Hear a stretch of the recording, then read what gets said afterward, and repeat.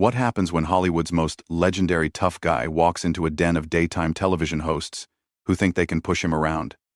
Well, you're about to find out, and trust me, this is one confrontation you won't see coming.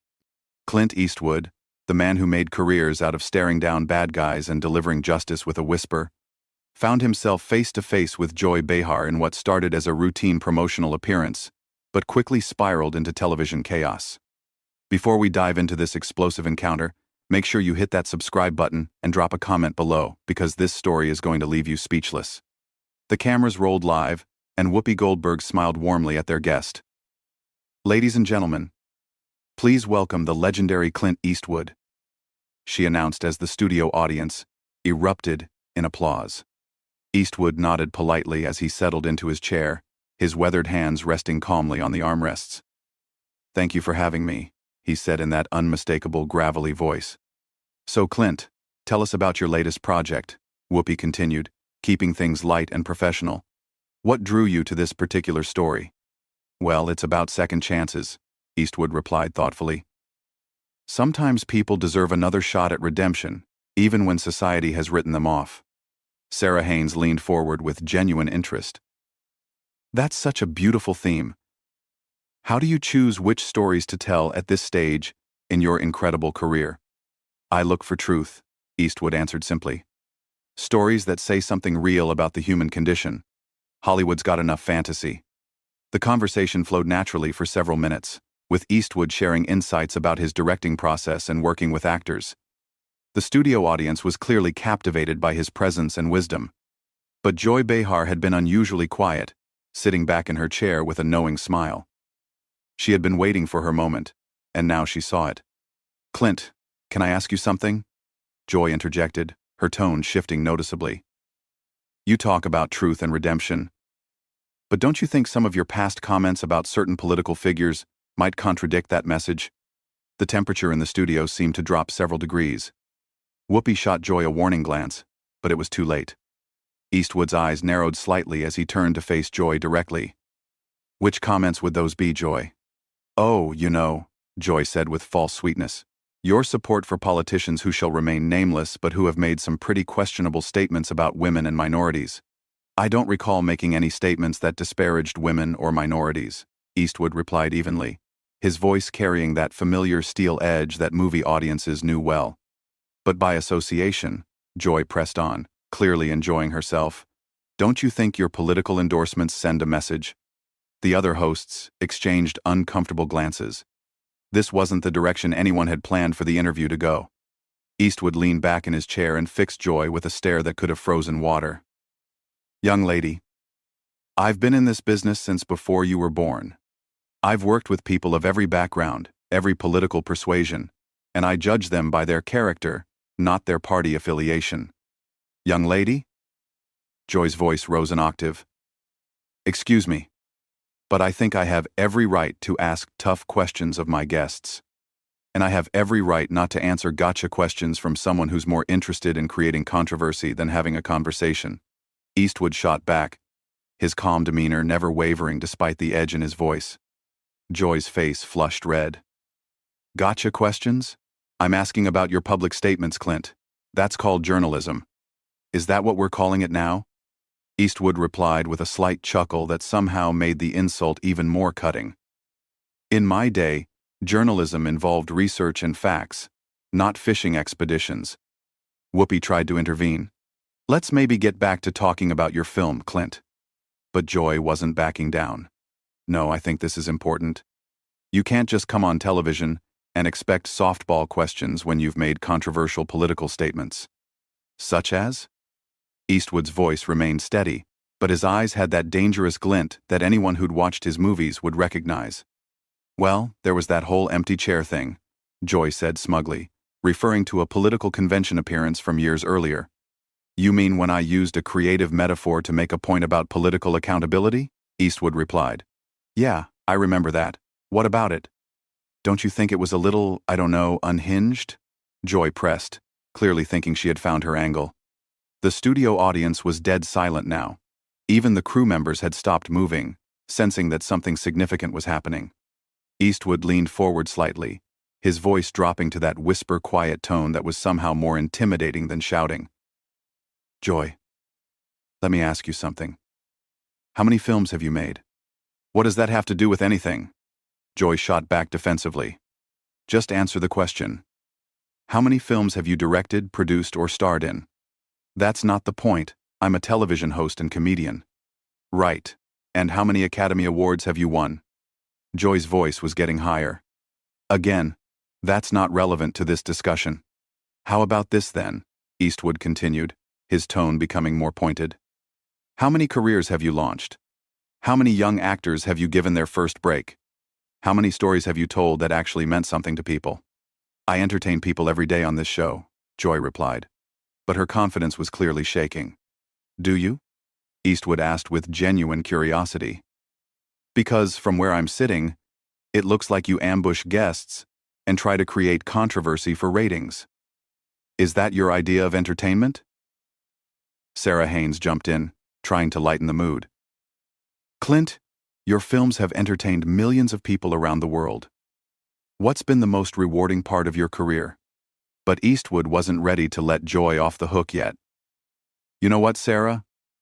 I'll answer that. The most rewarding part has been working with professionals. People who understand that respect is earned, not demanded. People who don't hide behind a panel of co-hosts to take cheap shots at their guests." Joy's mouth fell open. "Cheap shots? I'm asking legitimate questions about your political views." "No," Eastwood corrected her. "You're trying to create a viral moment for your social media clips. There's a difference between asking about someone's views and trying to ambush them." "I'm not ambushing anyone," Joy protested. "I'm doing my job." "Your job is to interview guests about why they're here," Eastwood replied calmly. "I came here to talk about a film I'm proud of, a story about redemption and second chances. You want to talk about politics and create drama." Whoopi made another attempt to steer the conversation. "The film does sound fascinating, Clint. Can you tell us about the main character?" "It's about a man who's made mistakes," Eastwood said, his eyes still locked on Joy, "but who's trying to do better. Sometimes the biggest obstacles aren't the ones in front of you, but the people who want to keep you defined by your past instead of letting you grow." The metaphor wasn't lost on anyone in the studio, least of all Joy, who was clearly getting more agitated by the minute. "That's a beautiful message," Sarah said, clearly trying to keep things on track. "Redemption is such a powerful theme in storytelling." But Joy wasn't about to let the moment pass. "Speaking of redemption, don't you think some people are beyond it? I mean, when someone consistently supports divisive politics, at what point do we stop giving them chances?" Eastwood's jaw tightened almost imperceptibly. "Are we talking about the character in my film? Or are you trying to make this personal again?" "I'm talking about accountability," Joy replied with false righteousness. "Public figures have a responsibility to their fans. Do they now?" Eastwood's voice carried that dangerous quiet that anyone familiar with his movies would recognize. "And what responsibility do television hosts have to their guests? To ask the tough questions that matter." Joy shot back immediately. "No," Eastwood said firmly. "To treat people with basic human decency, something you seem to have forgotten." The other hosts exchanged panicked glances. Whoopi was frantically trying to signal the producers, but Joy was too caught up in what she thought was her moment of triumph. "Human decency?" Joy laughed harshly. "That's rich coming from someone who spent decades playing violent characters and glorifying gun culture." The studio audience gasped audibly. Even by the View's standards, this was crossing a line. Eastwood sat back in his chair and studied Joy for a long moment, as if seeing her clearly for the first time. "You know what your problem is, Joy?" "Enlighten me," she replied sarcastically. "You think being loud makes you right. You think being confrontational makes you brave. But all it really makes you is a bully hiding behind a microphone." "Excuse me?" Joy's voice reached a pitch that made everyone in the studio wince. "You heard me," Eastwood continued, his voice remaining steady and controlled. "You sit here day after day taking shots at people who can't fight back effectively because they're guests on your show. You think that makes you powerful, but it just makes you small." "How dare you call me small?" Joy stood up from her chair, her face bright red with rage. "I've been doing this job for years. I've interviewed presidents, celebrities, world leaders. And how many of them left here feeling like they'd been treated with respect?" Eastwood asked pointedly. "How many walked away thinking that was a professional interview?" Joy was sputtering now. "I don't have to take this from you or anyone else." "You're absolutely right," Eastwood agreed calmly. "You don't have to take anything from me. Just like I don't have to sit here and let you turn what should have been a conversation about art into your personal political theater." Whoopi finally found her voice. "Clint, Joy, maybe we should all take a breath here." "No, Whoopi," Eastwood said, standing up slowly.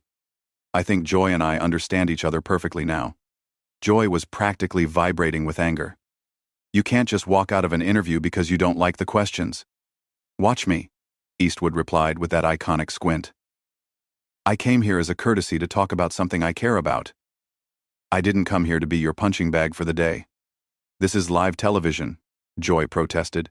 "You can't just leave." "Can't I?" Eastwood asked, already reaching for his microphone. "See, that's another thing you don't understand, Joy. Real power isn't about cornering someone on live television. Real power is knowing when to walk away. If you leave now, you'll look like you can't handle tough questions," Joy said desperately, sensing her moment slipping away. Eastwood paused and looked directly into the main camera. "Folks watching at home, I came here to talk about a film that means something to me. Instead, I got ambushed by someone more interested in viral clips than actual conversation. That tells you everything you need to know about the state of television today." Then he turned back to Joy. "As for handling tough questions, lady, I've been handling tough questions since before you knew what a microphone was. The difference is they were usually asked by professionals." Joy's face was now purple with rage. "You arrogant has-been. You think you can just insult me on my own show?" The words hung in the air like a slap. The studio audience was completely silent. The other hosts looked mortified, and even the crew members were staring in shock. Eastwood slowly turned back to face Joy, and for a moment, his expression was exactly like the characters he'd played in dozens of westerns, calm and dangerous and absolutely done with the situation. "Has been," he repeated quietly. "That's interesting coming from someone whose biggest claim to fame is sitting at a table talking about other people's accomplishments." The silence that followed was deafening. You could hear a pin drop in the studio as everyone processed what Joy had just said. Eastwood's expression didn't change, but somehow the air around him seemed to crackle with energy. "Has been," he repeated slowly, as if tasting the words. "You know, Joy, in all my years in this business, I've been called a lot of things, but usually by people who had accomplished something themselves." Joy realized she had gone too far, but pride wouldn't let her back down. "I've accomplished plenty, thank you very much." "Have you?" Eastwood asked, his voice dropping to that whisper that was somehow more terrifying than screaming. "Let's see. You've managed to insult how many guests over the years? Created how many controversies? Destroyed how many interviews that could have been meaningful conversations?" "I ask the questions that need to be asked," Joy replied, but her voice was shaking now. "No," Eastwood corrected her. "You ask the questions that get you attention. There's a difference between journalism and performance art, and you seem to have forgotten which one you're supposed to be doing." Whoopi made one final desperate attempt to salvage the situation. "Clint, maybe we can start over. Joy, why don't you apologize and we can get back to discussing the film?" Joy whirled on Whoopi. "Apologize? For what? For doing my job?" "Your job," Eastwood interjected, "is supposed to be entertaining and informing your audience, not attacking your guests for sport." "I wasn't attacking you," Joy protested weakly. Eastwood laughed, and it was not a pleasant sound. "Lady, I've been in actual combat. I know what an attack looks like. The difference is, when someone attacked me in the service, at least they had the courage to do it to my face instead of hiding behind a television show format." The other hosts were now openly staring at Joy with expressions ranging from embarrassment to disgust. Sarah looked like she wanted to crawl under the table. Even the studio audience was shifting uncomfortably in their seats. "You think you're so tough," Joy said, her voice breaking slightly. "Well, let me tell you something, Mr. Eastwood. This is my house. These are my rules. And if you don't like my questions, you can leave." Eastwood smiled, and it was the coldest smile anyone in that studio had ever seen. Your house? Your rules? You know what, Joy? You're absolutely right. This is your house. And that's exactly the problem. He stood up fully now, towering over the seated panel.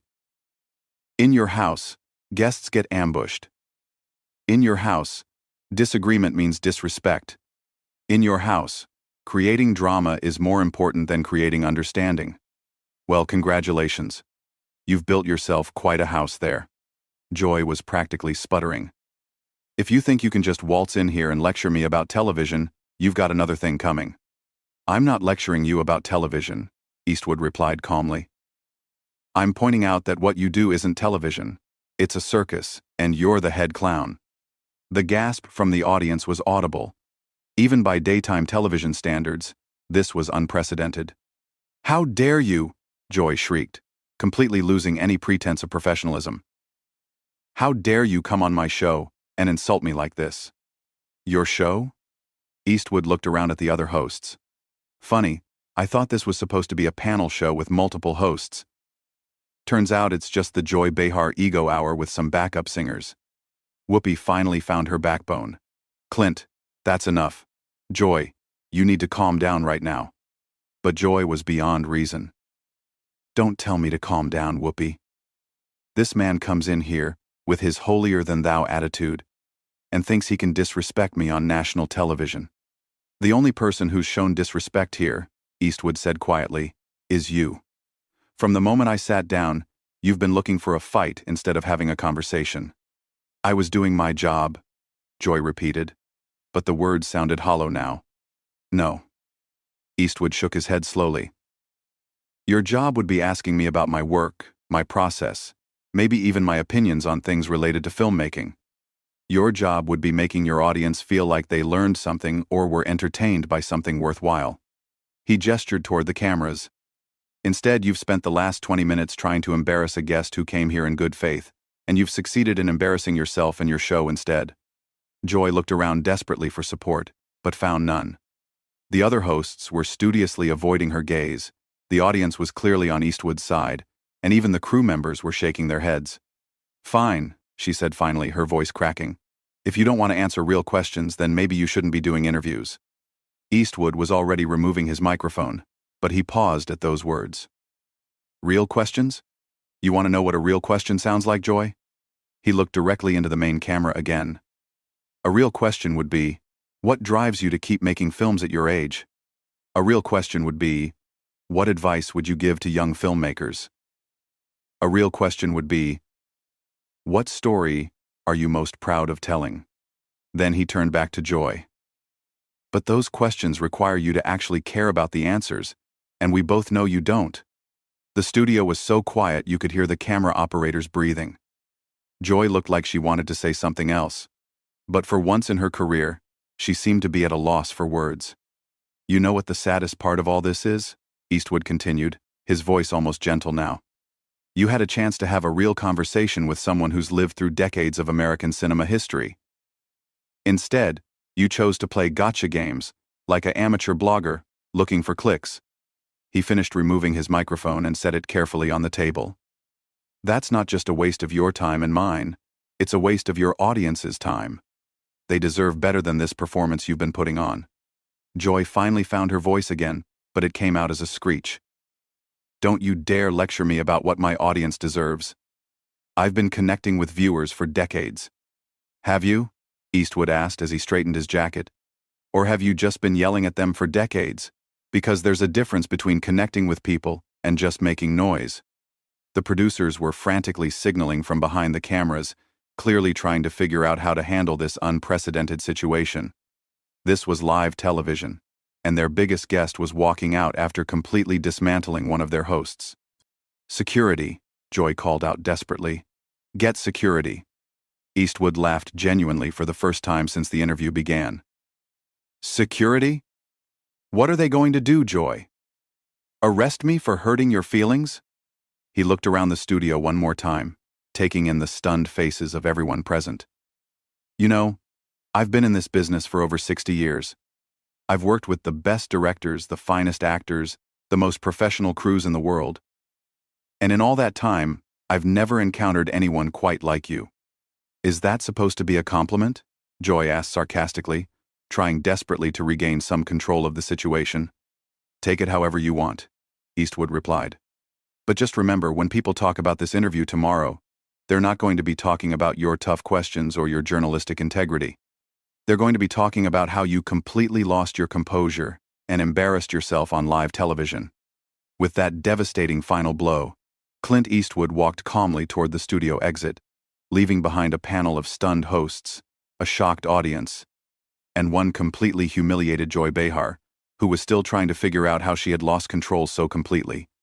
As the studio doors closed behind him, the cameras captured Joy's face, red with rage and embarrassment, while the other hosts sat in stunned silence, knowing they had just witnessed television history, but not the kind anyone would want to be remembered for.